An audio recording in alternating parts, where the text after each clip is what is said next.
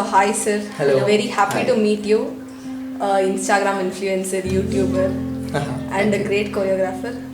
So for this International Dancers Day, we wanted to have a small interaction with you. So how did your journey start, sir? So how did my journey start? So it was like I'm dancing from past 12 years, 12, 13 years. Like way before when I was in schools and colleges for annual day functions. And I used to, when I was in school, like when I was in high school and stuff, where I used to go and teach small kids for the annual day function. That was there even from then. But I took it very seriously from past, I can say like 8 to 9 years, where I was teaching small kids in Shantinagar. There was a very small studio kind of a place. It's called Happy Birds, where I started my career there. I don't want to say I started my career there. I can say like I started how to start my career there. So I started learning. I mean to say, I started how to teach. I started how to interact with the kids and stuff. So that was the first studio where I started working. And then later on, from 6 years back, I started my own brand called Kalanidhi Kala Studio. Now I'm actually proud to say I have more than 300 plus students of my own studio, and I have two Really branches. great. And I have my two branches, one in Electronic City, and we have two in Bomanahalli. Very happy, sir. So what are the dance styles which you teach? Okay, what I teach is I teach Western freestyle and Bollywood. So that's what I teach. But whereas I want to become a Western dancer, when I really got into dance, I really want to become a Western dancer. But what happened suddenly? It's like Western dance was not much giving me money when I say I'll teach you whacking or locking. No. So then I start. Okay, I need to survive because I had no support. So I thought, okay, let me learn Bollywood and survive with Bollywood and also learn Western for my happiness. Then that was the inspiration to me to get okay, because I always want to be in a team, a Western team, and go and perform on stage. That never happened. So I thought, okay, let me build my own team, students of. So what I did is like. The students who used to come to my studio, I selected few of the studios who are in the same age, say like 8th standard, 9th standard. So I trained them for like 4-5 years now, and that team is called CK6. I think that's a well-known crew all over we know them. Karnataka, and they're doing a very good job. I'm very proud about them, because I can say that is one of the best Western team around Karnataka right now. Yeah. And that's how the journey started with the CK6. And now there are two more crews which is coming in. That one is called the Clay Clan, that is of school age kids ka. And one more crew is called Greena. It's GGRINA. Greena means passion. So this is for 3rd standard, 4th standard, 5th standard kids. So by seeing this CK6, there are other juniors of them who get inspired from them, and they started working hard, and they are also doing a good job. I think we'll be hitting the stage very soon because of this corona. This 1 year is just gone, 1.5 year I can say. So for every artist, I think this corona is pushed them back like at least 2-3 years back. Yeah. So it's a very difficult times, but yeah, we are facing it. So hope your both the new teams go to great heights. Thank you so much. Means a lot. Yeah. So who would you call your inspirations? When you ask me who is my inspiration, actually, what I really want to say is, don't take it, it's my attitude. I actually say my inspiration is my own when I was really nothing.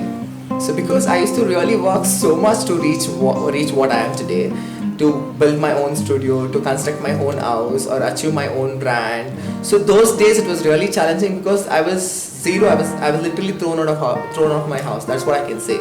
So there was no support. So I need to really start from zero and whatever I'm today. So I really worked the way I used to work then. Like I used to really work hard. I have my own plans to reach goals. I used to technically improve my dancing, and I also need to build my own team. And the way I started learning how to teach dance, and the way I am here today. So I always think I can't be the same again. I really want to be that. So, and I always say my students also, your inspiration should be you. When someone asks you who is your inspiration or who is your best dancer, I always say them that it should be you. You should say, if someone asks you, it should be like, it's you after 2 years. So you should have that, what I call it as a growing mindset, I call it, okay. So you should always have a growing mindset, you should call it yourself like, okay, it's my favorite dancer is me. I'm going to work really hard so that I'll be very proud when I see my videos after 2 years or after 3 years. So that mindset, I know some people call it attitude, but I call it a growing mindset rather than a fixed mindset. When you have a fixed mindset, it's really tough. You go, okay, this is my inspiration, that's how you're going to go. No, you should have a growing mindset, and you should have, that scale should also grow. Anyone who has a growing mindset will always grow in the life, no matter which field he is in. Art, work, professional, which professional you are in. If you have a fixed growth, for example, this is what I gave a target for okay, we're going to learn locking for next 6 months, and we're going to get all the basics right. We're going to work only on that. And next 6 months, when they look back and when they see their way, they'll be like amazed. Oh my God, nice, we reached here. So what happens? That will boost themselves to become a better dancer. Yeah. So I always say you're your own inspiration. So use your time. The time which you have now is very precious. So use your time in the right way, and make sure like use the time on full on. And make sure like you should really feel happy after when you see that, when you look back after 2 years. I know my students are actually also sacrificing the other things, you know. Any artist, you know, it's not only my students, any artist who, let it be whatever it is, he need to sacrifice a lot of things to become an artist. So I always say, if you are sacrificing so much to become an artist, to become a performer, so after 2 years when you look back and say, you should be very happy, good, I reached somewhere. It should not be like, oh my God, I need to still sacrifice. Correct, right? Yeah. So that's how it is, you know. So I always have my students, my kids saying like, be a fixed mindset, inspire people. I always tell, it's not about, we don't really work on inspiring someone. I always tell, just do your work on yourself. Trust me, everything follows. Your words inspired So us. that's exactly what. That really means a lot. Yeah. What are the most important traits according to you a dancer should follow? Most important traits, there are many actually, but I like to say a few of those.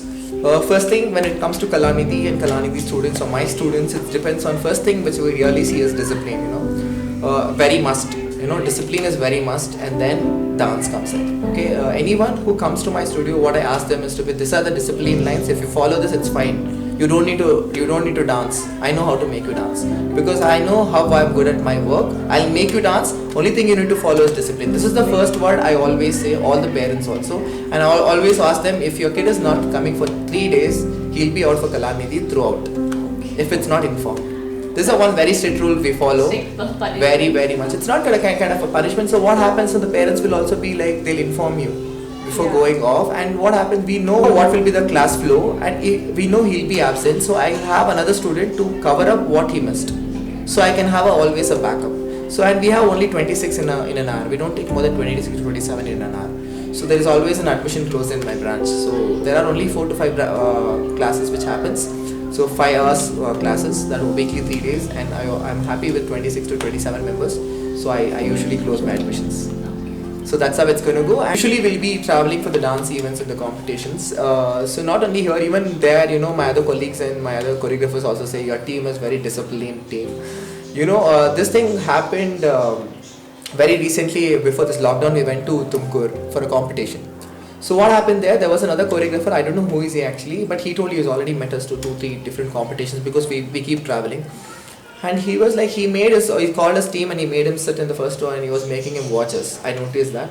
And then when we won the first place, when we were coming down, he was telling his team members and others, see how they are coming down, see how disciplined they are, and see how they are. And he was talking about it, and then I went and spoke to him because I heard it like, okay, hi bro, this is Hari, what's up? He's like, no bro, I know about you, we've been following you guys. The one thing which we really like about is like the discipline you guys follow. See, that's how it happens, you know. So when you're on stage, it matters. I think we need to be more disciplined when you're in limelight. Yeah. Because there are people who may get inspired also, who may start learning things from you. Because see, I don't know who that fellow was. Then what happened, there was a last moment where they called all the choreographers, they want to share about the event review kind of a thing, before the judgment kind of thing. Then this fellow told me this like, this is the only team, the CK6 is the only team where we learn the discipline from. I mean, they are no wonder they are winning first place. It's not only because of the dance, it's because of the way they come in, the way they go out, and they encourage the other teams when they're dancing. So that's what I believe in, and anyone wants to be in my team, this is a very strict rules. Forget about the dance. Dance, never ever, because I know how to make them dance. I never say my kids to dance, because I know how to make them dance. But I always ask them to be disciplined. And other things you can take as self-confidence or self-belief, dancers should have, and the confidence. Confidence is very important. Yeah, confidence and self-confidence. And when it comes to technical aspects, I think a dancer should know knowledge about the dance form, whatever he's doing, and he should have a physical strength, stamina, and also he should be knowing awareness. So when I say awareness, when to do what and how to balance his body and what is the space he has. So these are the things I think a dancer should know. So just tell me, how do you motivate your students, sir? How do I motivate my students? Actually, till you asked me that question, I never thought about it. How do I motivate my students? But I think what I can say is like I'll only give some points what I do in my class. So I think that would have inspired or motivate my students. So what I usually do is like whenever I enter the class, I'll make sure I'll create a positive environment. So that first, before teaching anything, I'll make them believe you can do it. So my job is done. So before getting into class, so I go there, I talk, interaction what I have, I'll make sure that I'll make them believe you can get it very easily. When I'm teaching also, I always say you can get it very easily.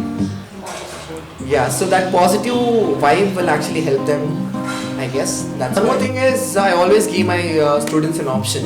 So when it comes, not for the beginners who join my studio, where I have my team of like say 30 to 35 members right now. So what I do when we do go for an event, or when I get an event, or when we have some competition to attend, so all the planning, I don't plan and say them this is how it should go. What I usually do is like we sit, so we have a head of the team for three different groups, we have a team captain, so I always give them a responsibility so that they feel more responsible. So I ask their opinion, so this is how it is, so what can be done? And so we discuss and I always take their opinion. I think that may also motivate them. I think so, because that will, when you feel responsible is where I think you'll start working more and you start feeling more motivated. And as I said before, I always tell my students to have a growth mindset rather than a fixed mindset.